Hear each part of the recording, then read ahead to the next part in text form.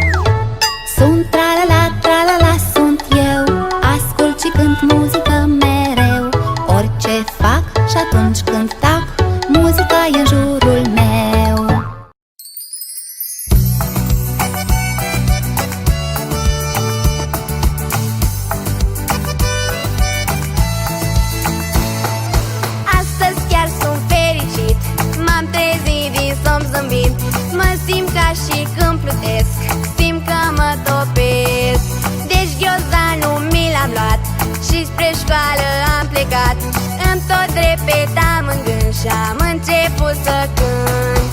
Vine vacanța și de bucurie, până la cer eu mi-aș dori să sar.